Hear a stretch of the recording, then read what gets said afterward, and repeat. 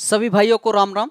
मैं Lalitaditya Rao यादविंद smart classes पर आपका स्वागत करता हूं। जैसा कि आपको पता है, उत्तर प्रदेश पुलिस 60,244 का जो एग्जाम था वो कंप्लीट हो गया है। और एग्जाम के बाद आपने भरमार के क्या किया होगा, यूट्यूब पर दे दनादन टैप कर करके क्या किया होगा, अपने कट ऑफ को सर्च किया होगा और आप ये ढूंढ रहे होंगे कि मेरे अनुरूप कौन सा कट ऑफ हो सकता है, मेरे जितने नंबर आए। अगर कोई इतना कट ऑफ बता रहा है तो वो आपके लिए सही बता रहा है, लेकिन मेरे भाई ऐसा नहीं होता है कि आपके अनुरूप बनाएगा। उनको तो व्यूज और सब्सक्राइबर चाहिए मेरे भाई। तो ऐसा आपको नहीं देखना है कि आप हर एक की कट ऑफ देखने लग जाएं। कुछ ऑफिशियल चैनल से ही क्या करना है, आपको कट ऑफ को देख लेना है।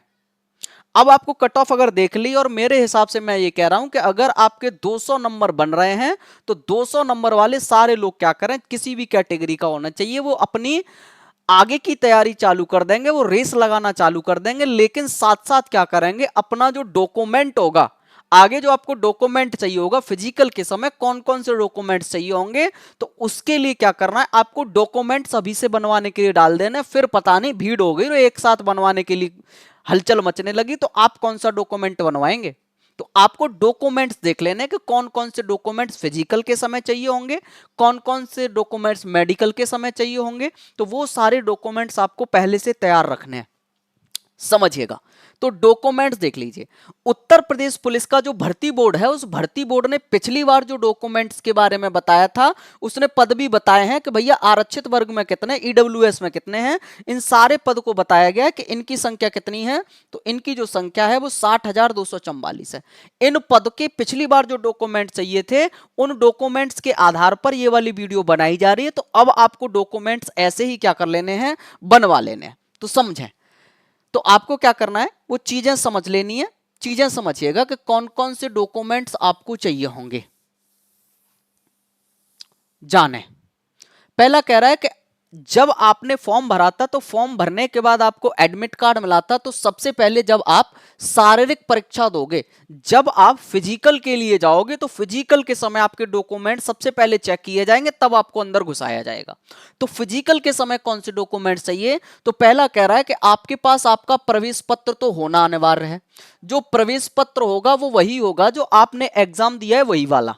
ऐसा मत करना कि जो फॉर्म भरा था वो लेके चले जाओ। दूसरा कह रहा है कि आपके पास पासपोर्ट साइज की रंगीन फोटो होनी चाहिए। पासपोर्ट साइज की भी क्या करना, कम से कम आपके पास 5 प्रतियां तो होनी चाहिए। पासपोर्ट साइज की रंगीन फोटो ले लेनी है। पहचान पत्र के रूप में आप क्या क्या इस्तेमाल कर सकते हो मेरे भाई, तो पहचान पत्र के रूप में आधार कार्ड इस्तेमाल कर सकते हो, पैन कार्ड इस्तेमाल कर सकते हो, ड्राइविंग लाइसेंस इस्तेमाल कर सकते हो। ये सारी चीजें क्या करनी है, आपको पहचान के रूप में इस्तेमाल कर लेनी है। अगर अन्य कोई पहचान पत्र है आप पर लीगली, तो वो भी आपके लिए क्या होगा, एप्लीकेबल होगा। दूसरा कह रहा है ऐसे दस्तावेज जो आप ये लेके जा रहे हो, इन सब की आपके पास क्या होनी चाहिए, सेल्फ अटेस्टेड कॉपी होनी चाहिए। यानी कि स्वयं के द्वारा सत्यापित की गई क्या होनी चाहिए, फोटो कॉपी होनी चाहिए, सेल्फ अटेस्टेड। दूसरी बात यह ध्यान रखनी है कि जो उम्मीदवार इस तरीके से कॉपी सत्यापित करके ले जाएंगे, सेल्फ अटेस्टेड करके ले जाएंगे, अगर उन डॉक्यूमेंट्स में कोई फॉर्म भरने के समय आपने कुछ डॉक्यूमेंट लगा दिया और अब जब आप फिजिकल देने गए हो तब कोई दूसरा डॉक्यूमेंट लेके चले गए, उसमें एरर हो गई है, तो उस एरर की जो कह रहा है कि ऐसा जो दस्तावेज होगा उसमें आपको अयोग्य घोषित किया जा सकता है। सेम डॉक्यूमेंट होना चाहिए जो सेल्फ अटेस्टेड करके ले जा रहे हो, जो फॉर्म भरा था उस समय जो लगाया था, तो सेम होना चाहिए। दूसरा कह रहा है उत्तर प्रदेश भर्ती प्रक्रिया में जो सत्यापन डॉक्यूमेंट वेरिफिकेशन है, शारीरिक परीक्षण के दौरान उम्मीदवार को लिए कह रहा है कि कौन कौन से दस्तावेज हैं जो आपको आवश्यकता होगी। उन दस्तावेज के बारे में कह रहा है आप जान लीजिए कौन कौन से दस्तावेज जो हैं उनकी आवश्यकता आपको हो सकती है। तो पहला आप दस्तावेज समझेंगे कि कौन सा दस्तावेज आपको आवश्यक है ले जाना। तो पहला है कि जब आपकी डॉक्यूमेंट वेरिफिकेशन हो रही होगी तो क्या क्या लेके जाएंगे। डॉक्यूमेंट वेरिफिकेशन के लिए आप जो ऑनलाइन आपने फॉर्म भरा था, उस ऑनलाइन जो फॉर्म की है उसकी प्रिंटेड कॉपी लेके जानी है। और ऐसी प्रिंटेड कॉपी कम से कम मेरे भाई 5 तो लेके जानी है, 5-5 कॉपी सबके सेट बना के ले जाना।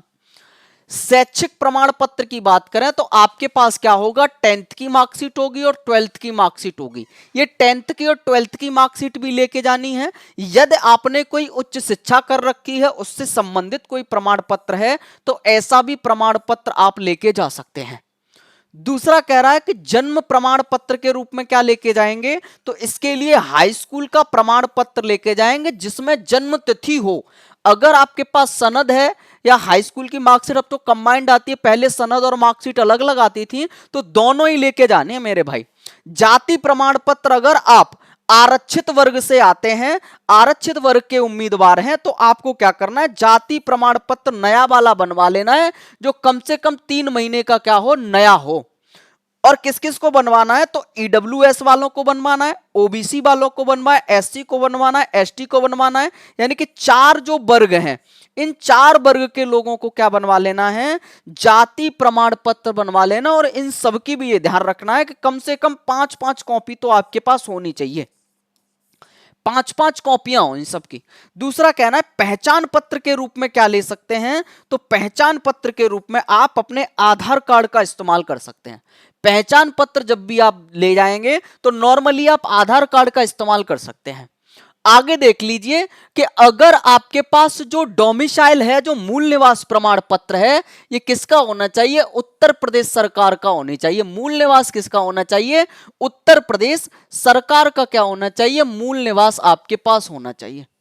दूसरी बात जान लीजिए कि और क्या होना चाहिए, तो कह रहा है कि आपके पास पासपोर्ट साइज के रंगीन फोटो होने चाहिए, कम से कम तो 5 होने ही चाहिए। चरणवार प्रवेश पत्र होना चाहिए। पहले आपके पास क्या होने चाहिए, ये लगा के यहीं से लेके जाना है घर से, कि पहले आपने जो फॉर्म भरा है वो, फिर उसके बाद कह रहा है फॉर्म के बाद क्या लगाए थे आपने, डॉक्यूमेंट्स लगाए थे, तो डॉक्यूमेंट्स लगा लेना है। और उसके बाद आपने एडमिट कार्ड लिया था, तो एडमिट कार्ड लगा देना है। अंत में एडमिट कार्ड ठोक देना है। और इस तरीके से डॉक्यूमेंट्स क्या कर लेना, ले जाना है और उस सब पर सेल्फ अटेस्टेड के अपना सिग्नेचर कर देना है। दूसरा कह रहा है अन्य प्रमाण पत्रों की बात करें तो अन्य प्रमाण पत्रों के लिए कह रहा है कि जो पूर्व सैनिक हैं, जो विकलांग हैं और जो स्वतंत्रता सेनानी हैं, इनको भी अपने प्रमाण पत्र ले जाने हैं। ऐसे सैनिक जो रिटायर्ड हो गए, अब भी चाहते हैं कि नौकरी करना या छोड़ दिया है, ऐसे सैनिक या स्वतंत्रता सेनानी के परिवार का कोई व्यक्ति है, तो वो भी क्या करेगा, अपने प्रमाण पत्र लगाएगा। यदि आप एनसीसी कैडेट रहे हो तो एनसीसी कैडेट को क्या करना है, वो अपना प्रमाण पत्र ले जाएगा और उसके आधार पर उसको क्या दी जाएगी, फिजिकल में छूट दी जाएगी। दूसरा क्या करना है, दूसरा कहना है कि जो स्वयं घोषित प्रमाण पत्र है, स्वयं घोषित प्रमाण पत्र का मतलब यह है कि जब आपने पहली बार फॉर्म भरा था उत्तर प्रदेश पुलिस का, तब आपने क्या किया था, मैं ये घोषित करता हूं कि मेरे द्वारा जो सभी दस्तावेज लगाए गए हैं वो सत्य हैं, अगर इनमें कोई भी त्रुटि पाई जाती है तो मैं उसका जिम्मेदार रहूंगा, मुझको आप अयोग्य घोषित कर देना। वो वाला जो सर्टिफिकेट लगाया था, लास्ट में आपने साइन किए थे, अंगूठा भी लगाया था, तो वो कह रहा है कि वो वाला भी क्या करना है आपको, अगर पहले लगा दिया है तो ठीक, अगर नहीं लगाया है तो अब उसको क्या करना है, लेके जाना है आपको। आवेदन के समय जो प्रमाण पत्र लगाया था उसको भी क्या करेंगे, आप लेके जाएंगे। तो ये ध्यान रखना है आपको कि जब पुलिस का एग्जाम दे चुके हो तो अब आपके पास कौन कौन से डॉक्यूमेंट्स बन जाते हैं, जिनके आधार पर आगे आपको काम करना है, रनिंग भी मारते रहना है, साथ ही साथ डॉक्यूमेंट्स बनवाने का कार्य भी आपको पूरा कर लेना है।